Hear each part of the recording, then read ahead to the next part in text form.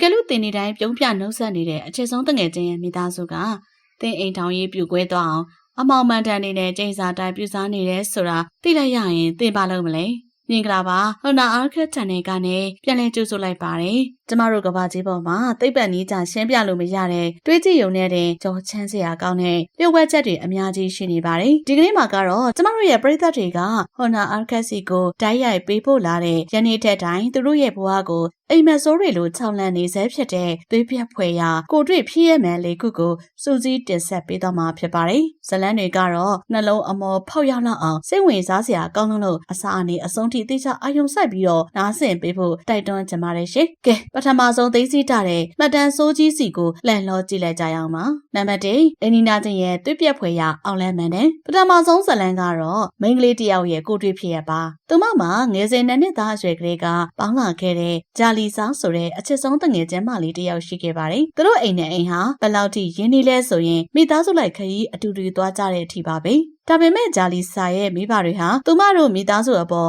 မနာလိုဝေတိုစိတ်အမြဲရှိနေခဲ့တာကိုတော့ဘယ်သူမှသတိမထားမိခဲ့ကြပါဘူး။အရာအလုံးဟာလွန်ခဲ့တဲ့နှစ်မေလမှာစတင်ပြောင်းလဲသွားခဲ့ပါတယ်။ဂျာလီဆာဟာကျောင်းမှာသူမကိုရှောင်ဖဲလှုပ်လာသလိုအိမ်မှာလည်းဒူးဆက်နဲ့ကပ်ဘေးတွေစက်တိုက်ဖြစ်လာပါတော့တယ်။ပထမဆုံးအနေနဲ့သူမအဖေရဲ့ကံဟာရုတ်တရက်အကြောင်းပြချက်မရှိဘဲပြတ်သွားခဲ့ပါတယ်။ပြင်လို့မရယုံတယ်မကပဲနောက်ထပ်ဒုတိယမြောက်ကားတစ်စီးပါထပ်ပြီးတော့ပြတ်သွားခဲ့ပြန်ပါတယ်။စီးပွားရေးကြက်တဲသွားတဲ့အချိန်မှာတော့အိမ်နီးနားချင်းအမျိုးသားတစ်ယောက်ကကုညီတီအောင်ဆောင်ပြီးကားကိုသူ့ဝက်ရှော့မှာယူပြန်ပေးပါတယ်။ဝက်ရှော့မှာစံမောင်းတုံးကအကောင့်ကြည့်ဗျာဒါပေမဲ့ထူးဆန်းတာကတော့အဲ့ဒီကအိမ်ရှိဝင်းထဲစိုက်မြင့်ရောက်လာတာနဲ့အင်ဂျင်ထိုးရက်ပြီးတော့ပြန်ပြတ်သွားတာပါပဲလူတိုင်းတော်ကိုထူးဆန်းလုံးတယ်လို့ထင်ခဲ့ကြပါတယ်နောက်ဆုံးဘာမှတက်နိုင်ခြင်းမရှိတော့တဲ့အဆုံးမှာတော့ဖခင်ဖြစ်သူဟာရိုကိုလို့ခေါ်တဲ့အကြောင်းမြင်ရတဲ့လက်စရာတယောက်စီတွားရောက်ပြသခဲ့ပါတယ်။အဲ့ဒီခါမှာတော့မိသားစုလုံးသွေးပြက်သွားရမယ်အမှန်တရားကြီးပေါ်ထွက်လာပါတယ်။လက်စရာကဘာပြောလဲဆိုတော့အချစ်ဆုံးတငယ်ချင်းဂျာလီဆာရဲ့အမေဟာသူမတို့အိမ်ကိုပျက်စီးစေခြင်းလို့ပြီးတော့အဖေဖြစ်သူကိုစိတ်ကြွရာကနေပိုင်ဆိုးခြင်းလို့တုတ်တန်မြေကနေ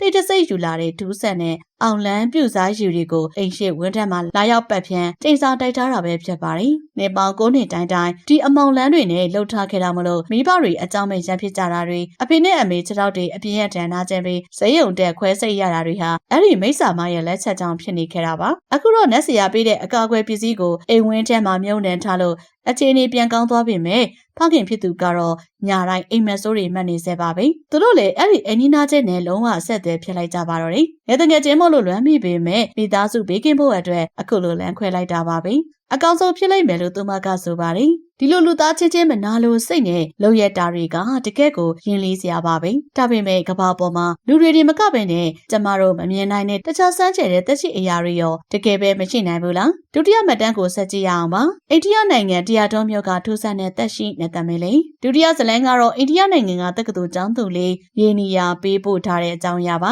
သူမလေးတန်းကျောင်းသူဘဝ2016ခုနှစ်ရွေရာသီကျောင်းပိတ်ရတုန်းကအိန္ဒိယရဲ့တာယာလားပါတဲ့ဘီယာတော်မြို့လေးမှာသူမနဲ့သူမရဲ့တငယ်ချင်းဖြစ်သူတို့အိမ်နောက်ဖွေးဥယျာဉ်ထဲလမ်းလျှောက်စောကစားနေကြပါတယ်။အဲ့ဒီအချိန်မှာပဲကောင်းကင်ဘော်ကဝင်းကနေလင်းပြီးဖြူစင်တဲ့အရာတခုပြန်တန်းသွားတာကိုရုတ်တရက်သတိပြုမိလိုက်ကြပါတယ်။အစပိုင်းမှာတော့ပိုးကောင်ကြီးလို့ထင်ခဲ့ပေမဲ့တေချာဆိုင်ကြည့်လိုက်တဲ့အခါမှာတော့သူတို့နှစ်ယောက်လုံးအသက်ရှူရက်မတဲ့အံ့ဩသွားခဲ့ကြပါတယ်။ဘာဖြစ်လို့လဲဆိုတော့အဲ့ဒါဟာပိုးကောင်မဟုတ်ပဲတန်နာရီတဲကလိုလူသားပုံသဏ္ဍာန်တစ်သေးလေးနဲ့လက်သမီးလေးဖြစ်နေလို့ပါပဲ။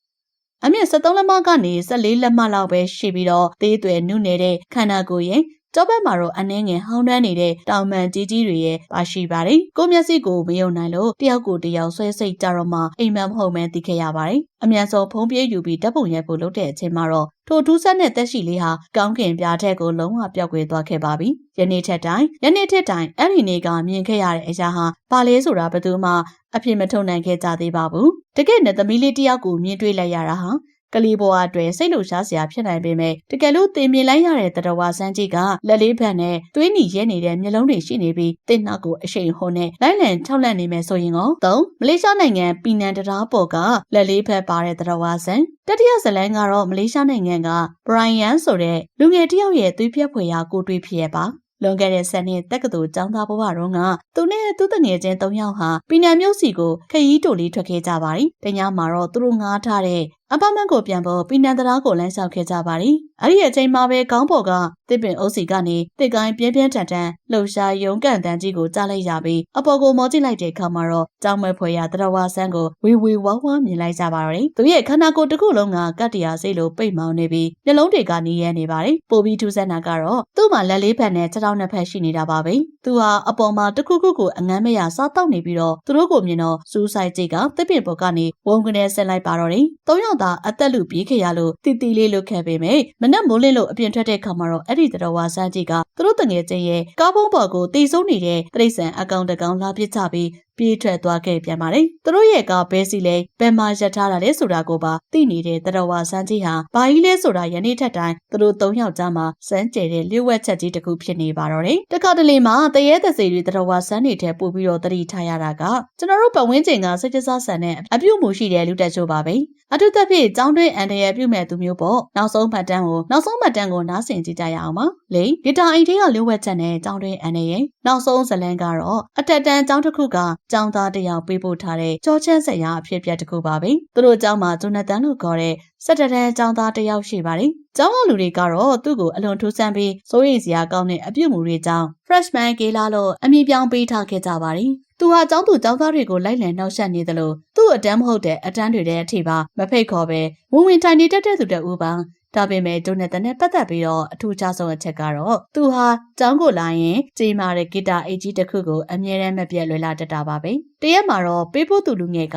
စားနောက်ပြီးဟဲ့အောင်မိဂီတာအိတ်ထဲမှာဘာရီပါလဲလို့မေးလိုက်တဲ့အခါမှာတော့ဂျိုနသန်ရဲ့မျက်နှာဟာချက်ချင်းညှို့ပေါင်းသွားပြီးဗစက်ပိတ်ထားစမ်းလို့ဒေါသတကြီးပြောခဲ့ပါတယ်အဲ့ဒီတုန်းကတော့ရည်စရာမှတ်ပြီးကြော်ဖြတ်ခဲ့ပေမဲ့ကျောင်းပြီးလို့လေးလာကြမှာတော့ထိတ်လန့်စရာသတင်းဆိုးကြီးကိုကြားရပါတော့တယ်။ဂျိုနသန်ဟာကျောင်းထဲမှာအန္တရာယ်ရှိတဲ့လက်နက်နဲ့ကြံစီဖို့လှုံ့ဆော်ခဲ့လို့ရဲတပ်ဖွဲ့ရဲ့ဖမ်းဆီးတာကိုခံလိုက်ရပြီးတကယ်ပဲသူ့ရဲ့ဂီတာအိတ်ကြီးထဲမှာအန္တရာယ်ရှိတဲ့လက်နက်အစစ်အမှန်ပါလာခဲ့တာဖြစ်ပါတယ်။ပေးဖို့သူလူငယ်ဟာတခါကကျောင်းမှာဂျိုနသန်ဂီတာအိတ်မှာဈေးဖွင့်ခံနေတဲ့အချိန်မှာဆရာမကလမ်းခေါ်လိုက်လို့အိတ်ကိုပြန်ပေးခဲ့ရတဲ့အဖြစ်အပျက်ကိုပြန်တွေးမိပြီးတော့တကယ်လို့သာအဲ့ဒီနေ့ကဆရာမလမ်းမခေါ်ခဲ့ရင်ကျောင်းမှာဘလောက်တောင်သွေးပြက်စရာအခြေအနေမျိုးဖြစ်သွားလိမ့်မလဲဆိုတာကိုတွေးရင်းနဲ့ယနေ့ထက်ထိတိုင်းကြော်ချမ်းနေစေဖြစ်ပါတော့တယ်။ဒီနေ့တင်ဆက်ပေးခဲ့တဲ့ Horror Arcade မတ်တန်ဆိုလေးခုထဲမှာဝါသနာရှင်တို့အတွက်ဘယ်ဇလန်ကအကြောက်ဆုံးနဲ့အထူးဆန်းဆုံးဖြစ်မလဲဆိုတာ comment မှာချန်ခဲ့ပေးကြပါအောင်ရှင်။နောက်ထပ်လည်းအခုလိုစိတ်ဝင်စားစရာအမောင်ကပကကိုရီဖြစ်ရဲ့ဇာတ်တွေကိုစက်တိုက်တင်ဆက်ပေးသွားမှာမလို့